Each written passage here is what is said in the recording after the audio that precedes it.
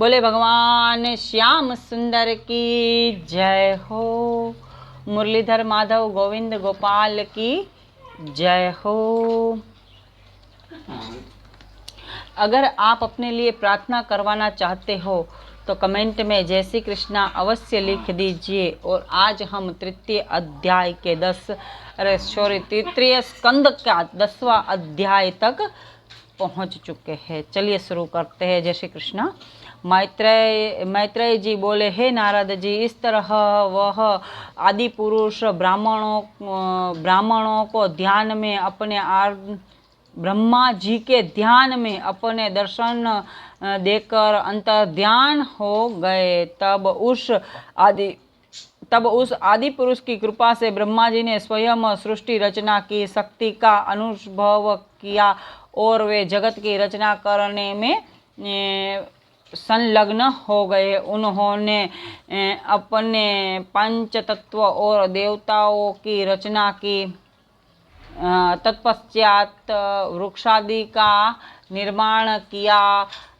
फिर अपनी मानसिक सृष्टि द्वारा समान रूप से दुख और सुख को प्राप्त करने वाले मनुष्यों का निर्माण किया और उस कमल पुष्प से ऊपर नीचे के साथ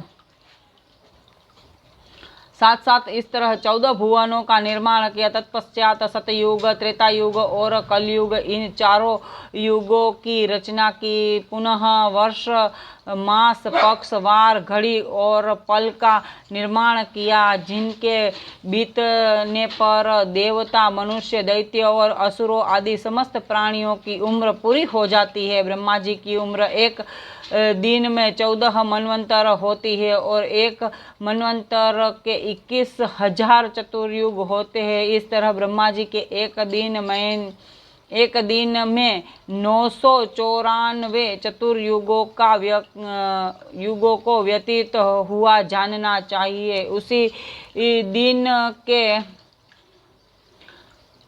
उसी दिन के प्रमाण में 30 दिन को 1 महीनों और 12 महीनों का 1 वर्ष गिनकर ब्रह्मा जी की उम्र 100 वर्ष की होती है। ब्रह्मा जी की रात्रि भी दिन के बराबर होती है। ब्रह्मा जी दिन में प्राणियों की रचना करते हैं।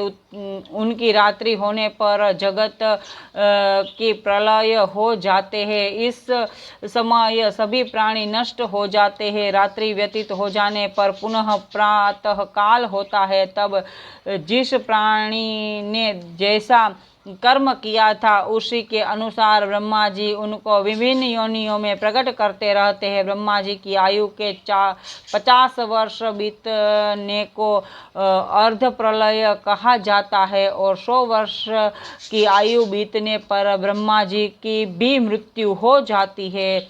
उस समय चारों तरफ केवल जल के अलावा और कुछ भी दिखाई नहीं देता है। केवल जन्म आदि पुरुष ही शेष रह जाते हैं। इस तरह यह एक ब्रह्मांड की कथा कही गई है। इसी तरह अनेक ब्रह्मांड है और उन सब के स्वामी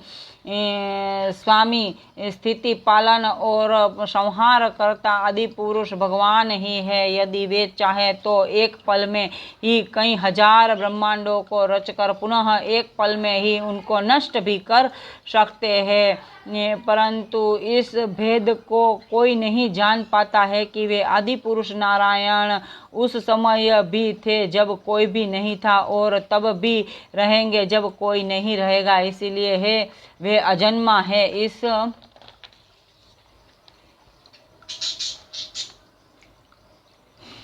इस ब्रह्मांड में जो भी कुछ दिखाई देता है वह सब उन्हीं का रचा हुआ है। मनुष्य जो भी उत्तम ध्यान एवं नीच कर्म करता है वह सब उन्हीं की माया है। इसलिए समस्त प्राणियों में उन्हीं आदि पुरुष भगवान का प्रकाश समझिए। बोले भगवान श्याम सुंदर की जय हो।